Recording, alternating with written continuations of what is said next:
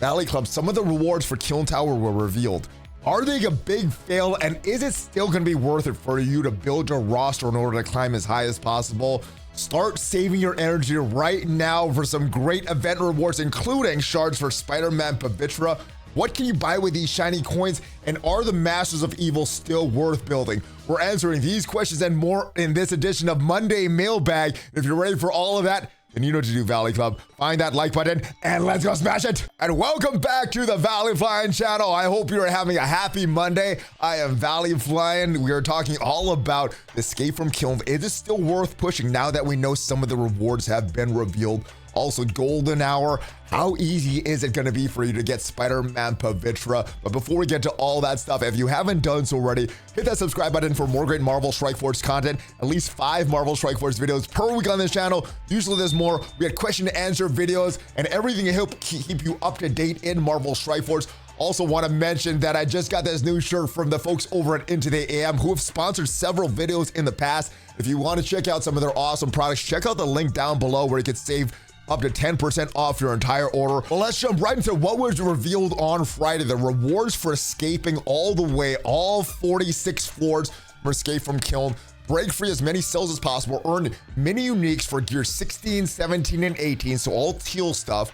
Gold, L4 training modules, all good stuff there to help increase your character's level. And in addition to Gwenum character shards, red stars, you get a 3 diamond Gwenum. Now, initially, the advanced copy of the blog post did say Ghost Spider, which I think would have been a little bit more appealing. Now, if we go into the game, we see the problem with my Gwenum right now. Even if I got 3 diamonds on her, well, I don't have the gold stars to get those diamonds realized. And even though, despite I bought the offers for Gwenum, Red Goblin, and I bought the offer for Void Knight and the Battle Pass for Void Knight, still don't have any of these characters at 7 red stars, and they're not farmable right now. So this would not have been my first choice if it was up to me for characters for diamonds, for swords, or for Kiln Tower. Red Goblin would be a good choice, a better character than Gwenum. Void Knight would have been a better character, but we run into the same problems because these characters are not farmable, and even if you grinded hard in their event and bought an offer, well, still would not have these characters at 7 red stars to realize these diamonds. What they had initially in the blog post was Spider-Verse characters from the Spider Society.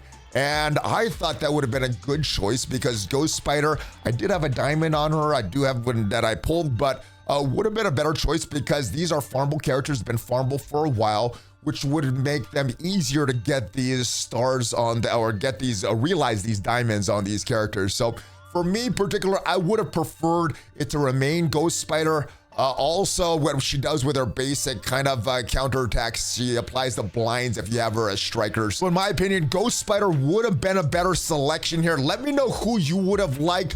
Would you have liked either Ghost Spider, Spider Noir, another one of the Hive Mind members, or someone that's been farmable for a while that you could actually realize these diamonds on? And if we go back and look at the cell restrictions / requirements for each of these cells, there are no restrictions for any of these early nodes except for these tags here.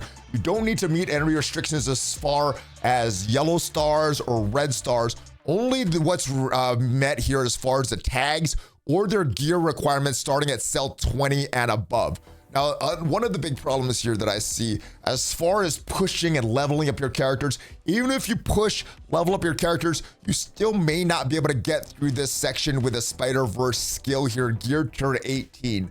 Now, you can level up these characters, and these are the characters that you could use in that section, but the data mine suggests that there is a Black Knight in that section, a big Black Knight, and even if all these characters are built up, be very difficult to deal with a Black Knight. There was a suggestion on chat earlier this morning.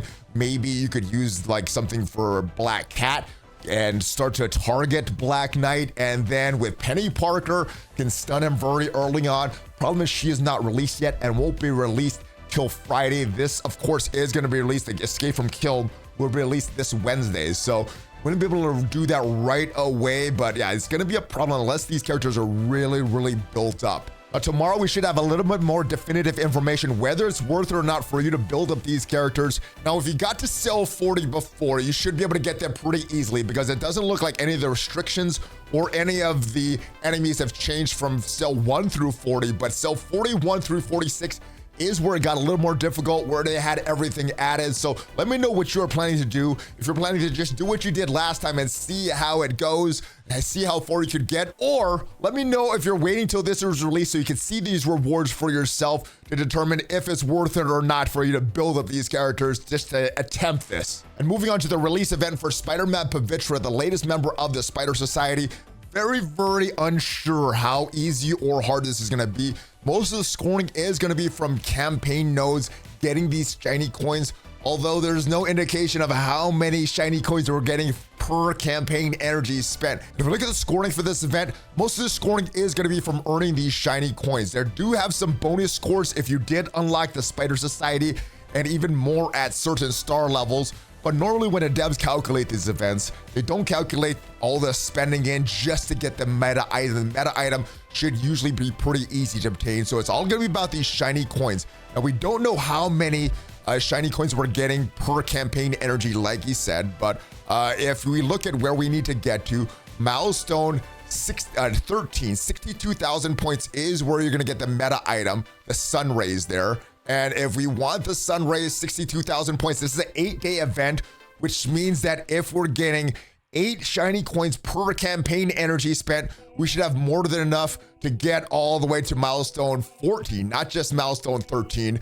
If it is less than 8 points or 8 shiny coins per energy spent, it is going to be a bad event. If it's anything more than that, this is going to be a very easy event, and you should have no problem getting that SpiderMan Pavitra unlock. So we'll have to wait and see till tomorrow what the actual ratio is for energy spent versus the amount of shiny coins that you get. But you also have to spend these shiny coins for this web milestone, and this gives you points not for your main milestone. No, it gives you points for your alliance milestone. So if you have someone in your alliance that is not really grinding for these solo events, well, it's not going to make this alliance event very good for everybody.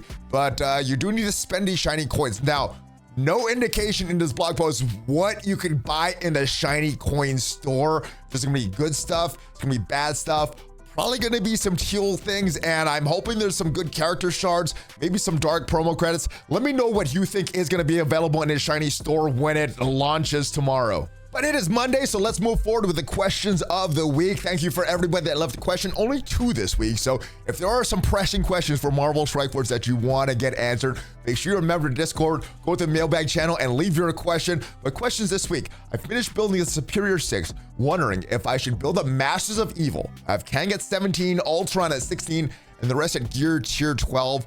Depends on what your goals are. Now, in Cosmic Crucible, Masters of Evil is still very good.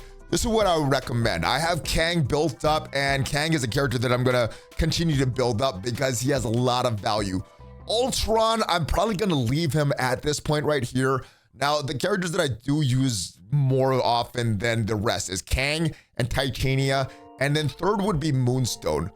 Ultron is kind of a liability in some Cosmic Crucible matches because of the bots that he summons. Sometimes you're going against someone that actually gains more speed for their entire team when you get kills on the enemy team. So sometimes Ultron is not a good character to bring in. Sometimes he is. Absorbing Man is a very squishy tank. Yes, he is probably the best pre-taunt tank in the game right now, but still very squishy. So if you're using a full Masters of Evil in Cosmic Crucible, they will give you some benefit. Although with the Cabal, the rise of Cabal, sometimes you're going to be splitting Kang and Titania onto that Cabal team. So is it worth building? It depends what your goals are. I think Kang is definitely worth building. If you're running the full Masters of Evil, yes, if you're using them. But for me, I'm not using them. I'm splitting them up a lot. So if it were me building them up again at this point, I probably would put a lot of investment into Kang, like I said.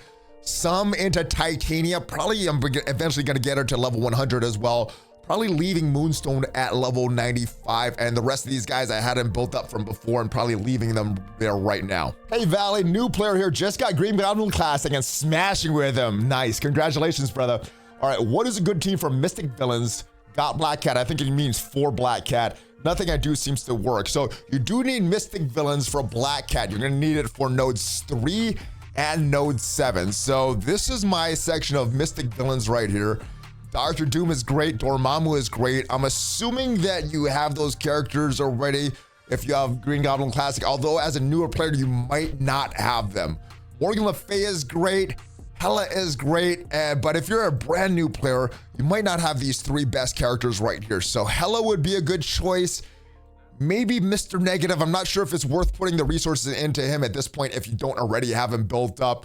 If you want to put in an Agatha and Strange Heartless, those are characters that you're going to need anyway for Apocalypse, so you wouldn't be wasting too much of an investment. The rest of these characters, I'm just not sure if it's worth building these characters right now. The only ones that I think have value are going to be your Darkhold characters. Bifrost is another team that you need to build anyway, but if you're a brand new player without characters like Doom, Dormammu, Morgan Le Fay, it probably is going to be a little tougher to get through. But assuming you don't have these, what I would take is Hela, I would take Loki, I would take Agatha, Strange Heartless, and I would round out the squad probably with Sylvie, because I think putting a lot of investment into Sylvie is a little better than putting a lot of investment into Teen Loki. So that's what I would do. Not sure if that would work, because by the time we had the Black Cat event roll around, already had Doom, Dormammu, and Morgan Le Fay unlocked. Hopefully this team works for you, and if any of you are struggling getting through the Black Cat trials, found a way to get through it without some of these top characters, let me know down in the comments. So thanks to everybody. I'd love to question for this Monday mailbag. If you do want to leave a question from one of these future videos, make sure you are a member of Discord and go to the mailbag questions channel there, leave your question. Hopefully you got some value from this video, and if you did, leave it a like. It is free for you and it helps out the channel a lot. If you want to see what are the best things to farm in each store, check out the video up there, and I'll see you guys next time. Have a great rest of your day. Hulk fist bump, ValleyFlyin out.